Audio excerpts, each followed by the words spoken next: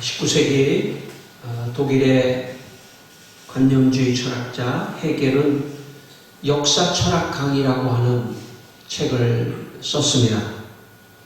그는 그 책에서 이집트의 실에 대해서 이런 말을 했습니다. 이집트인의 사상과 관념은 그들의 건축과 상형 문자 안에 나타나 있다. 언어에 의한 국민 문학은 없다.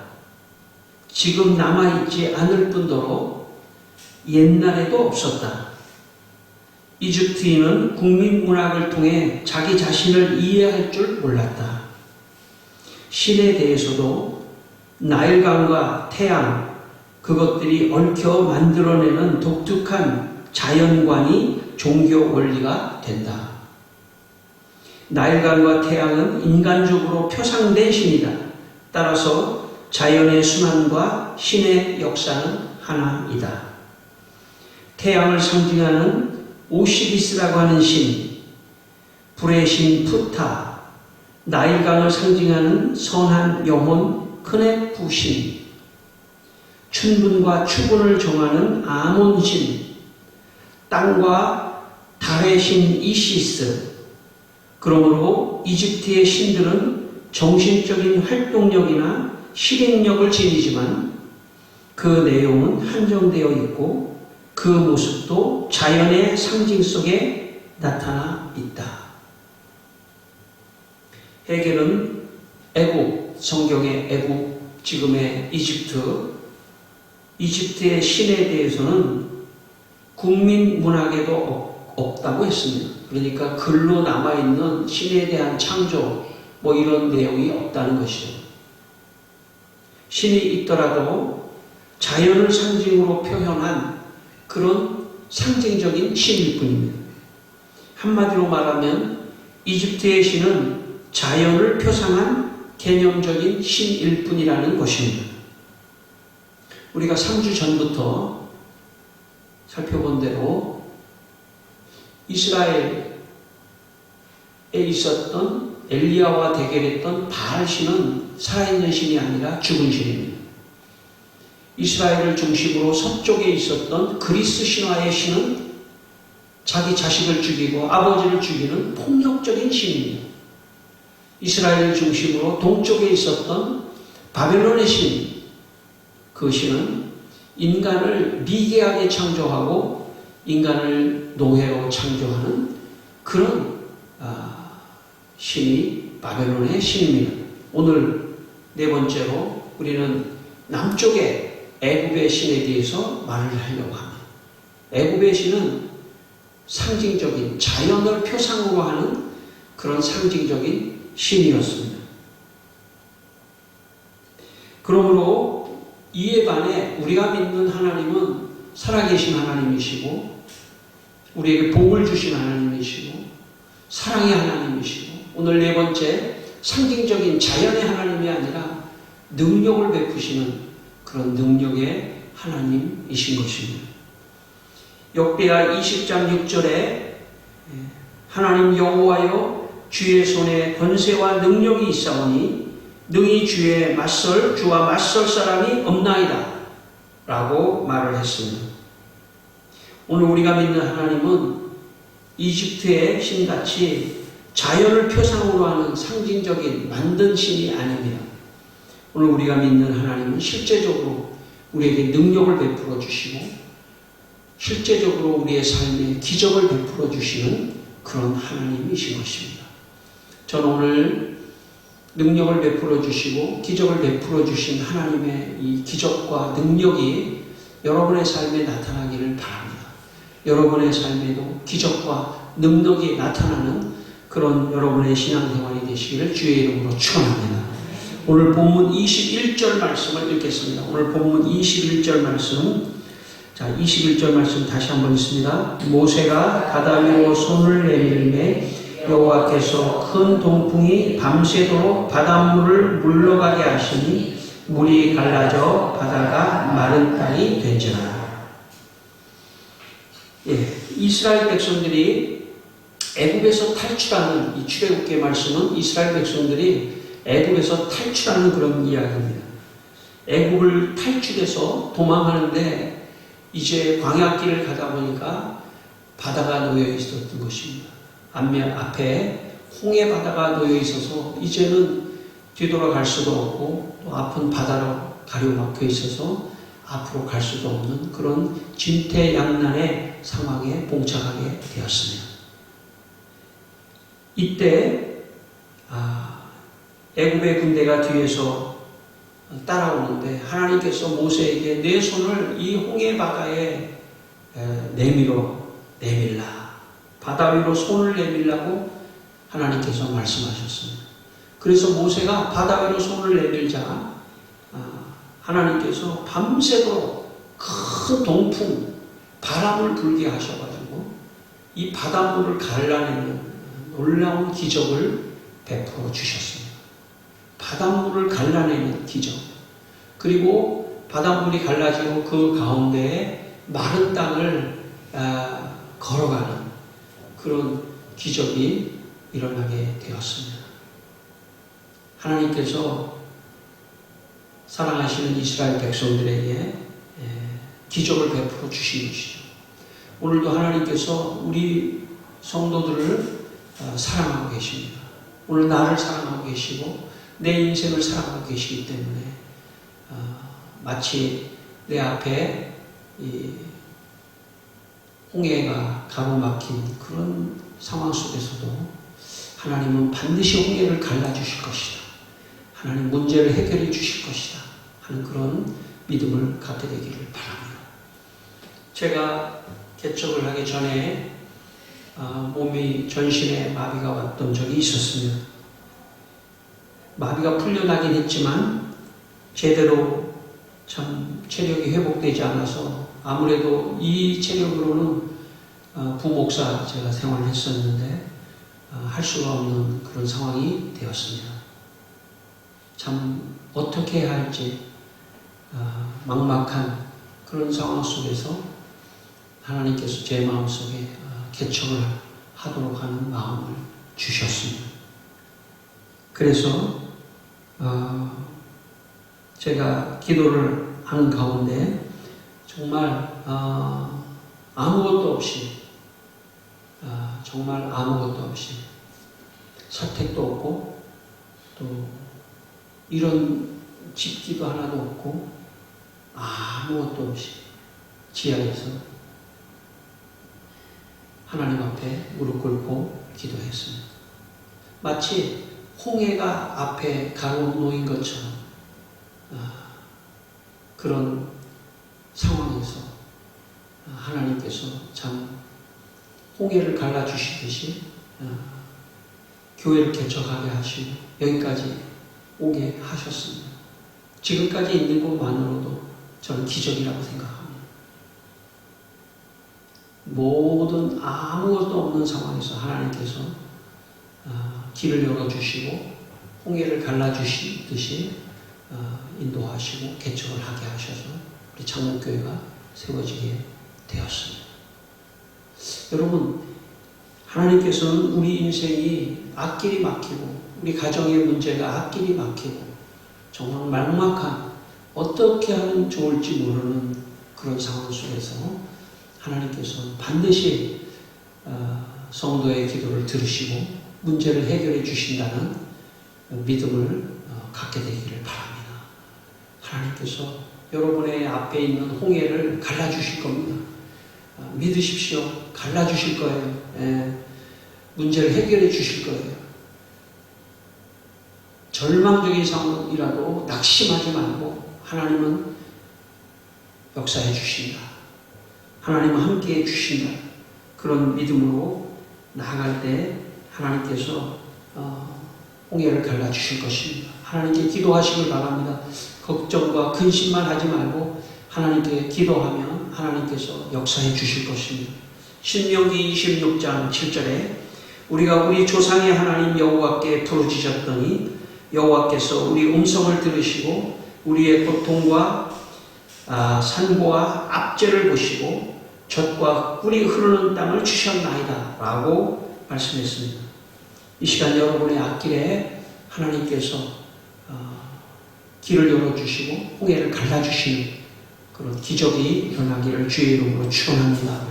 우리 24, 25절을 읽겠습니다. 24, 25절을 읽겠습니다. 24, 25절. 새벽에 여호와께서 불과 구름 기둥 가운데서 애국 군대를 보시고 애국 군대를 어지럽게 하시며 그들의 병거 바퀴를 벗겨서 달리기가 어렵게 하시니 애국 사람들이 이르되 이스라엘 앞에서 우리가 도망하자. 여호와가 그들을 위하여 싸워 애국 사람들을 치는도다. 예, 애굽의 군대가 뒤에서 이스라엘 백성들을 따라오고 있을 때 애굽 군대를 하나님께서 어지럽게 하셨습니다. 여기 하나님께서 애굽 군대를 어지럽게 하신 그 구체적인 내용은 나오지 않습니다. 어떻게 어지럽게 하셨을까? 모르겠습니다. 오다가 이 군인들끼리 무슨 어떤 문제가 생겨서 싸웠을지도 모릅니다. 그리고 오다가 어떤 그 대열이 흐트러지는 상황이 발생했을지도 모릅니다. 어쨌든 간에 이스라엘 백성들을 애국 군대가 따라오다가 어지럽게 되는 상황이 발생하는 거죠. 부대 내에서 어지러운 상황이 발생합니다. 여러분, 부대 내에서 어떤 어지러운 상황이 발생하면 어떻게 됐겠습니까? 네. 부대가 앞으로 전진하는 게 자꾸 지연되고 자꾸 서서 못 가게 되고 이런 상황이 발생하게 되겠죠. 그리고 보니까 어지럽게 될 뿐만 아니라 그 병거 바퀴를 벗겨서 병거 바퀴를 벗겼다는 얘기는 아마 바퀴가 마차의 바퀴가 오다가 빠졌다고 볼 수 있어요. 병거 바퀴가 빠진 거죠. 바퀴가 빠지면 어떻습니까? 옛날에는 말이 그 뒤에 그 병거를 이렇게 끌어가는 그런 거기 때문에 병거 바퀴가 빠지면은 앞으로 전진할 수가 없는 거죠. 전진할 수가 없고 자꾸 지체가 되고. 그런데 중요한 것은 여기에 어지럽게 하시고 병거 바퀴가 빠지고 하는 그런 것을 누가 하셨냐면 하나님이 하셨다는 거예요. 여러분, 우리의 인생에 하나님은 살아계셔서 우리를 공격하는, 우리를 해롭게 하는 사탄, 마귀, 또 우리를 해롭게 하는 어떤 상황을 하나님께서 얼마든지 변경시킬 수 있다는 것을 믿고 나가게 되기를 바랍니다. 어떤 우리의 삶의 상황에서 나를 어렵게 하고 나를 공격하는 그런 모든 상황에서 하나님께서 개입하여 주셔서 그 상황을 막아주시고 흐트러 주시고 어지럽게 하시고 바퀴를 빼고 그렇게 해서 그 모든 상황 속에서 나를 지켜주신 그런 일이 이스라엘 백성들에게 일어나는 것입니다.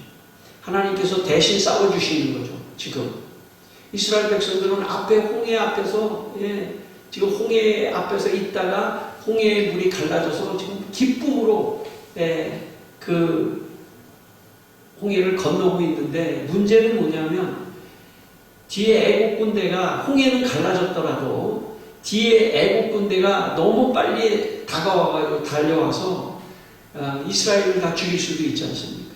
그러니까 어떻게 해서든지 애국 군대가 지체돼야 돼요. 지체돼야 돼요. 그래서 하나님이 개입해서 지체시켰다는 것이죠. 여러분, 신앙은 보이지 않는 하나님의 역사를 믿는 것입니다. 하나님이 보이지 않는 상황 속에서 하나님이 함께 하셔서 우리의 모든 삶에 개입하여 주셔서 그 상황 속에서 나를 지켜주시고 또 내가 위험한 그런 상황을 맞닥뜨렸다 하더라도 그런 상황을 다 하나님께서 지켜주시고 인도해 주시고 어지럽게 하시고 바퀴를 빼게 하셔서 그런 모든 상황을 하나님께서 인도해 주시고 지켜주신다 하는 그런 믿음이 우리에게 있어야 될 줄 압니다. 16세기 독일의 종교개혁자 마틴 루터가 종교개혁을 위해 95개조 반박문을 발표했습니다. 그러자 로마 가톨릭의 교황은 그 독일의 황제와 국회를 통해서 루터가 그 95개조 반박을 철회할 것을 압박을 가했습니다. 그리고 루터를 보름스 국회라고 하는 국회에 불러서 만약에 너가 이것을 철회하지 않으면 너를 어렵게 될 것이다 라고 공격했습니다. 그러나 루터는 그 공격을, 그런 철회를 받아들이지 않고 계속 95개조 반박문을 계시하고 주장하기 시작했습니다. 그러자 루터를 죽이기 위해서 공격해왔습니다. 그때 루터가 여기에 있다가는 죽을 것 같아서 말을 타고 마차를 타고 어디로 달리기 시작했냐면 바르트부르크라고 하는 성을 향해서 달리기 시작했습니다. 왜냐하면 그 바르트부르크라고 하는 성 안에는 그 성주가 자기를 좋게 생각하고 숨겨줄 수 있을 거라고 생각했습니다. 그래서 바르트부르크 성을 향해서 루터가 말을 정신없이 달리기 시작했습니다. 물론 그렇다고 해서 보장된 것은 아닙니다. 내가 바르트부르크 성에 들어갔다 하더라도 성주가 나를 다시 황제에게 넘겨주면 마틴 루터는 죽게 되고 종교개혁은 무산되게 되고, 만약에 종교개혁이 없었다면 오늘 우리도 여기에 없었을 거예요. 그런데 바르트부르크 성에 루터가 들어가자 그 성주가 루터를 숨겨주면서 머리를 회색 머리로 바꿔줬습니다. 염색을 하는 거죠. 그 당시에도 그런 게 있었던 것 같아요. 그리고 기사 복장을 입혀주고 여기 수염을, 무거운 턱 수염을 여기다 달아주고 해서 변장을 해서 루터를 살려냈습니다.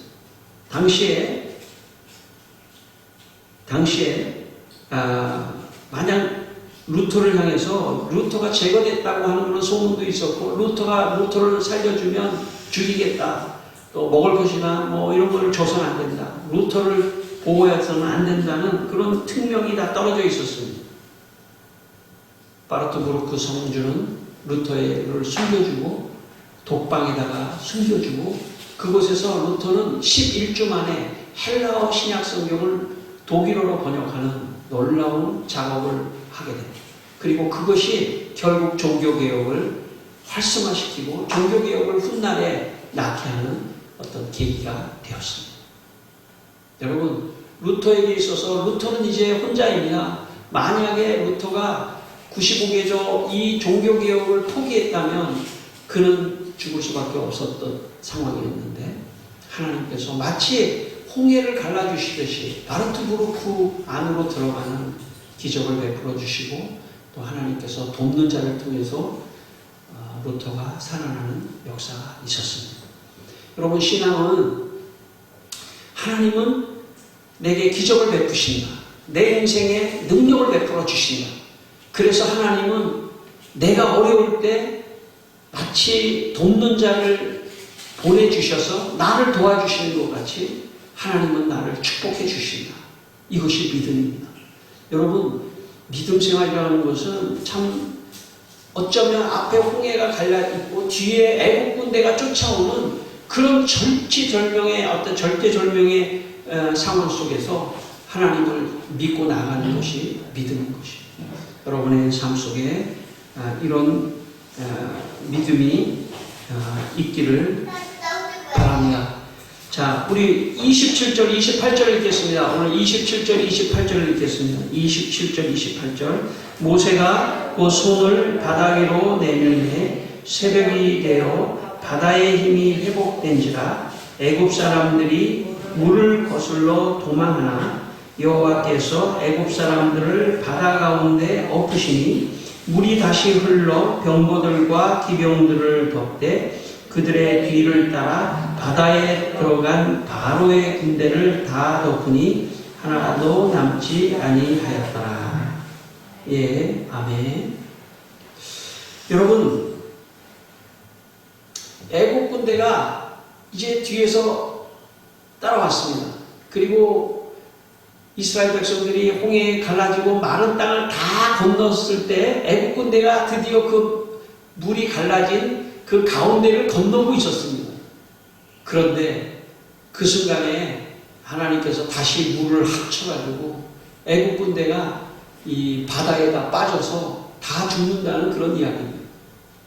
여러분, 제가 서론에서 말씀드렸지만 애국 사람들, 이집트 사람들에게 있어서 물이라고 하는 것은 신을 상징합니다.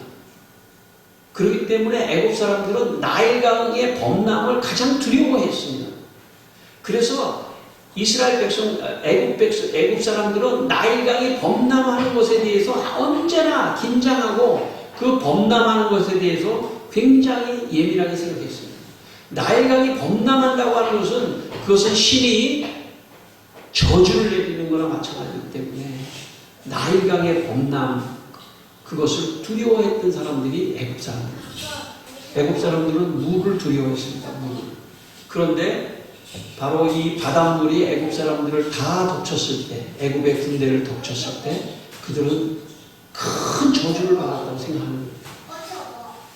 여호와 하나님은 물을 주관하시는 나일강의 신보다 더 위대한 신이라고 하는 것을 깨닫게 됩니다. 그리고 바로 이 하나님의 이 역사가 애굽의 모든 사람들을 물에 수장시키는 그런 멸망을 시키는 그런 일이 일어납니다. 능력의 하나님께서 애굽의 군대를 물로 멸망시키는 사건이 일어난 것입니다. 세계 제2차 대전 때 프랑스가 이제 독일의 히틀러와 싸우는 가운데 프랑스가 여러 가지 어려움을 당해서 영국의 군대를 요청합니다. 그래서 영국의 군대 29만 명이 프랑스에 상륙해서 독일군과 싸우는 상황이 발생했습니다.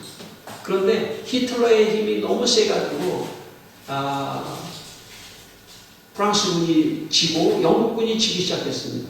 이제 여기서 있다가는 큰일 날 것 같아서 그 29만 명의 영국군을 다시 도보 해역을 건너서 저 영국과 프랑스의 이 중간에 있는 그 바다 도보 해역을 건너서 철수를 시켜야 되는 상황이 발생했습니다. 그런데 철수를 하자 이 히틀러가 말이죠. 공군과 비행기와 또 탱크를 동원해서 한 사람도 영국으로 가지 못하도록, 철수하지 못하도록 엄청난 공격 명령을 내렸습니다. 그런데 영국에 당시에 조지 5세라고 하는 영국 왕이 있었는데 영국 왕이 이 상황을 보면서 영국 군대를 위해서 하나님께 기도하자는 기도의 날을 선포했습니다. 그래서 기도의 날을 선포하고 모두가 다 영국 국민들이 하나님께서 이 위기를 건져달라고 기도하는 역사가 있었습니다. 그런데 바로 그날 히틀러가 공군 비행기가 뜨고 또 탱크가 움직이도록 명령한 그날 상상할 수 없는 폭우가 내리기 시작했습니다. 어마어마한 폭우가 내려가지고 비행기가 뜰 수가 없었습니다. 그리고 탱크가 움직일 수가 없었습니다. 공격할 수가 없었던 거죠. 그래서 무사히 29만의 영국군이 철수를 하고 그 힘을 다시 모아서 노르만디 상륙작전을 하고 그리고 결국 히틀러를 유럽을 괴롭혔던 히틀러를 다 물리치는 그런 역사적인 일이 있었습니다. 여러분, 역사 속에 하나님은 개입하셔서 능력을 베풀어 주십니다. 그래서 다 어려워졌던 영국군을 살려내듯이 하나님께서 이스라엘 백성들이 정말 이제 홍해를 건너서 같이 건너면 큰일 나는 겁니다. 그래서 하필 홍해를 뒀는지도 몰라요, 하나님께서. 왜냐하면 홍해로 유인해서 결국은 물로 이스라엘, 애굽의 군대를 다 물리치시려고 하는 것이 하나님의 뜻이었기 때문에. 여러분, 여러분의 우리 앞에 보이는 홍해와 같이 암담한 상황 속에서도 기도하기를 잊지 않기를 바랍니다. 기도하면 문이 열립니다. 기적이 일어납니다. 그리고 나를 따르던 악한 사탄과 마귀와 악한 것들이 다 멸망당하는 그런 역사가 있을 것입니다. 오늘 본문 마지막 31절 말씀을 읽겠습니다. 본문 마지막 31절 말씀 같이 한번 읽습니다. 이스라엘이 여호와께서 애굽 사람들에게 행하신 그 큰 능력을 보았으므로 백성이 여호와를 경외하며 여호와와 그의 종 모세를 믿었더라. 예. 이스라엘이 보니까 애굽 사람들이 애굽의 군대가 홍해에 다 빠져서 죽는 것을 이제 보니까 그 하나님의 능력, 31절에 그 능력이 있죠? 그 하나님의 능력을 보니까 이야, 하나님을 더 경외해야 되겠다. 하나님을 더 잘 믿어야 되겠다 하는 그런 생각을 갖게 됐습니다.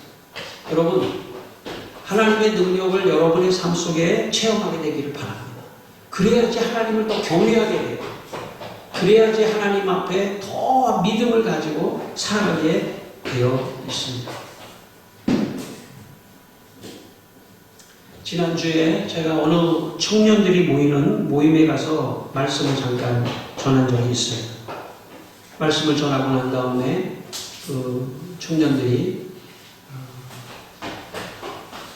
같이 청년들과 함께 대화를 하게 됐는데 그 중에 한 남자 청년이 이렇게 얘기를 했습니다. 자기 인생에 기적이 일어났으면 좋겠다. 내 인생에 기적이 일어났으면 좋겠다고 그렇게 말을 했습니다. 그때 제가 그 이야기를 들으면서 제 마음속에 그런 기도가 되더라고요. 하나님, 저 젊은 청년, 남자 청년의 인생에 하나님께서 기적을 주십시오. 그렇게 기도가 되더라고요. 마음속에.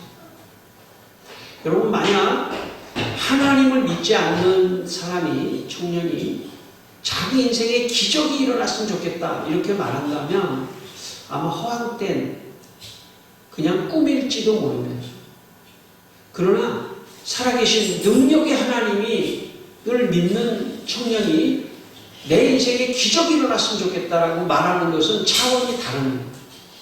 하나는 그냥 소원일 뿐이고 그냥 꿈일 뿐이지만 하나는 현실로 일어날 수 있는 그런 사건이기 때문입니다. 그래서 그 청년은 하나님을 믿는 청년이기 때문에 내 인생에 기적이 일어났으면 좋겠다라고 하는 그 말은 믿음의 말입니다. 저는 여러분의 삶에 하나님께서 내게 기적을 일으켜 주셨으면 좋겠습니다 라고 기도하게 되기를 바랍니다. 기적이 일어나기를 바랍니다. 우리 자녀의 인생에 기적이 일어나기를 바랍니다. 그리고 스스로도 내 인생에 기적이 일어나도록 기도해 주십시오. 목사님, 내 인생에 기적이 일어나도록 기도해 주십시오. 그게 정상입니다. 그것이 예수 믿는 사람입니다. 그 사람이 능력의 하나님을 믿는 사람입니다. 그런 사람에게 능력을 베풀어 주시는 것입니다. 이것이 하나님의 뜻입니다. 성도 여러분, 여러분의 마음속에 자녀들만이 아니라 여러분의 마음속에 하나님, 다음 주에 기적을 주십시오. 내 인생에 기적을 주십시오. 능력의 하나님, 내 인생에 기적을 주십시오. 라고 여러분의 마음속에 기적을 바라는 그런 마음이 있기를 바랍니다. 능력의 하나님을 믿는 사람만 가질 수 있는 믿음이에요. 여러분에게 오늘 능력의 하나님이 함께 하셔서 여러분의 인생을 참 기적과 능력으로 인도해 주시기를 주의 이름으로 축원합니다. 우리 한번 기도하겠습니다. 다 같이 한번 기도하겠습니다. 하나님 아버지, 우리 인생을 기적을 주시옵소서. 다 함께 기도합니다. 살아계신 하나님, 오늘도 주님 말씀을 우리가 들었습니다. 하나님이여, 귀한 말씀, 하나님 이 애굽의 모든 군대를 다 물리쳐 주시고 이스라엘을 구원해 주셨던 능력의 하나님, 오늘도 그 하나님을 믿습니다. 우리가 오늘 믿습니다. 우리의 인생, 내 인생 속에서도 놀라운 능력이 나타날 수 있도록 축복하여 주시옵소서. 아버지 하나님, 고맙고 감사합니다.